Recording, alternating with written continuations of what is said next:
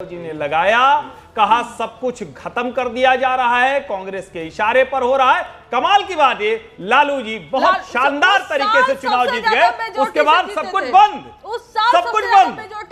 ऐसे नहीं होता ना, आप आरोप लगा रहे हैं और उन आरोपों का कोई तो प्रमाण नहीं मिलेगा। आरोप आपके सामने अडवाणी जी लगा चुके हैं, आप उनकी बात नहीं करोगे। आप अडवाणी तक क्यों जा रहे हैं? अडवाणी जी लगाया ना, आखिरी कमेंट। शिवराज सर, राजेश भाई, ओके राजेश भाई।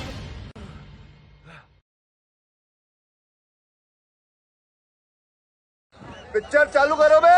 क्या इसमें कोई हंसने वाली बात तो थी नहीं, लेकिन आपको शायद समझ नहीं आया। आप मुद्दे पे बात नहीं कर रहे हैं। भूमिका जी ने जो वीडियो दिखाया है उसमें शेषन साहब कह रहे हैं कि सरकार कहती थी, फोन किया प्राइम मिनिस्टर ने मुझे, मैं कैबिनेट सेक्रेटरी था, कि अपने हिसाब से कर लो चीफ इलेक्शन कमिश्नर। आप समझिए इसको, आप इसको नहीं समझ पा रहे हो। कह रहे मैं हंस रहा हूं, मैं हंस रहा हूं कि आप कहां जा रहे हैं, आप दूसरी तरफ चल पड़े। हम यही तो कह रहे हैं, ऐसे नहीं हो सकता ना, ऐसा न्यूट्रल आदमी ही फिर न्यूट्रल आप कह रहे हैं, न्यूट्रल कह रहे हैं कि सरकार चुनाव आयोग को डिक्टेट करती थी। अरे सर वो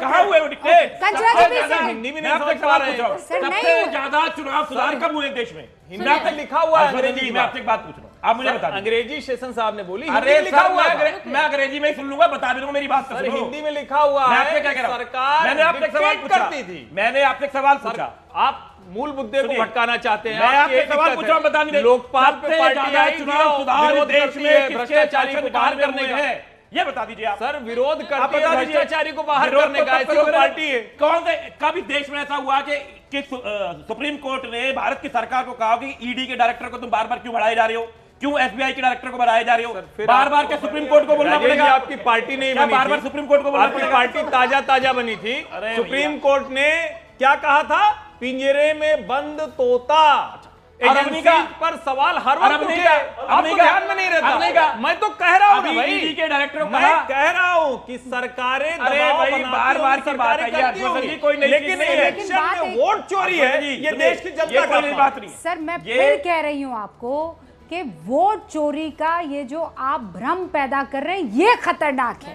बार बार एक ही बात कह रही हूँ, आप सब कहिए, पर ये साबित करने की ये जो आपकी नाकाम कोशिश है कि ये देश का, आप प्लीज राजेश जी, आपको पता है चुनाव आयोग के कई ऐसे एम्प्लॉइज हैं जो बाहर चुनाव करवाने के लिए जाते हैं।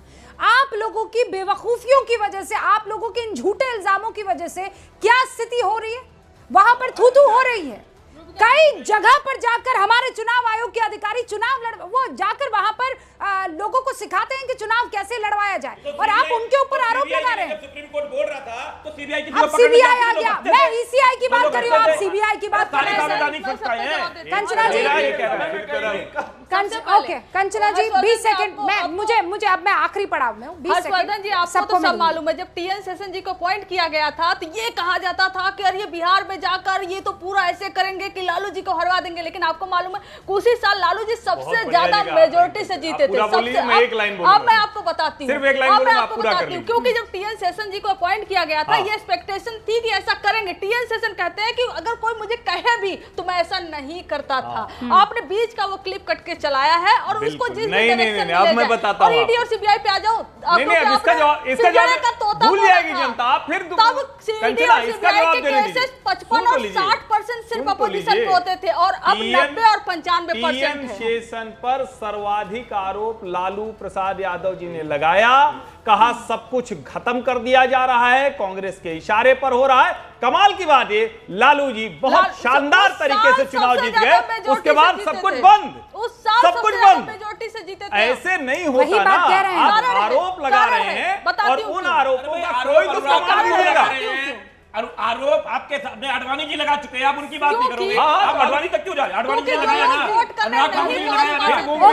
आखिरी कमेंट। शिवराज सर, राजेश भाई, सुप्रीम कोर्ट ने अभी कराया। ओके राजेश भाई, शिवराज सर। राजेश जी, जिस समय ये आरोप लालू प्रसाद जी लगा रहे थे, टीएन शेषन पे जिस तरीके के आरोप लग रहे थे, उस समय आपको ग्राउंड की स्थिति नहीं पता है बिहार की, कितने दहशत में लोग वहां पे रह रहे थे और हर बूथ पे दहशत थी कि कहीं पे भी कुछ भी हो सकता है, और उसके बावजूद वो चुनाव जीतते हैं। और उसके बाद ये बात सही कह रहे हैं हर्षवर्धन जी, एक अजीब सी चुप्पी, सन्नाटा as if election commission of India पूरा जितने भी उसके कुकर्म थे लालू जी के नजरों में वो सारे धुल गए।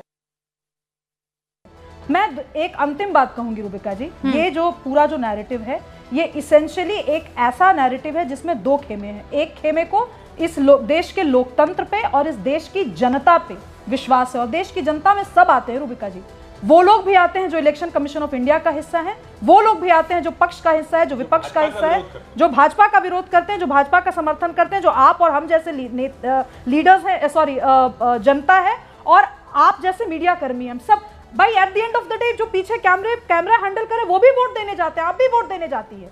लेकिन इन सब पे विश्वास रखते हुए कि ये तंत्र चलेगा, अगर इस हमारे देश के ऑपोजिशन को इस तंत्र पे ही भरोसा नहीं है तो आज मैं पहली बार ये भाषा में कभी नहीं कहती, उनको इस देश से चले जाना चाहिए, क्योंकि देश तो इन्हीं लोगों से चलेगा। आपको दिक्कत है यहाँ के लोगों से, आपको हिकारत है यहाँ के लोगों की चॉइसेस से। मेन दिक्कत ये है, आपको इस पूरे एस्टैब्लिशमेंट से समस्या नहीं है, आपको मोदी एस्टैब्लिशमेंट से समस्या नहीं है, आपको घिन आती है वैसे लोगों से जो आपसे डिसएग्री करते हैं, आपको घृणा है वैसे लोगों से जिन्होंने आपको सत्ता के बाहर किया।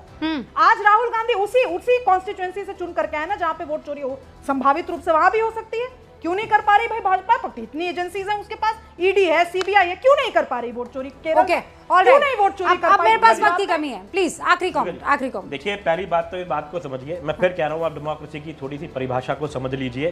अगर आप किसी पे क्रॉस चेक नहीं करेंगे, अगर सवाल जवाब नहीं होंगे, डेमोक्रेसी का सबसे पहला पार्ट है कि जो सत्ता में है उसको जवाब देना, उससे सवाल पूछे जाएंगे। वो लोगों जो सवाल पूछ रहा है ना विपक्ष का नेता, या अगर हम पूछ रहे हैं झूठे तथ्य क्यों ला रहे हैं? एक मिनट, अगर हम सवाल पूछ रहे हैं झूठे तथ्य क्यों ला रहे हैं? एक मिनट, तो उसको जनता के सवाल है जो अगर हम पूछ रहे हैं तो वो जिनको खड़ा किया जा रहा है वो बाद में बोल रहे हैं कि हमसे बुलवाया गया है।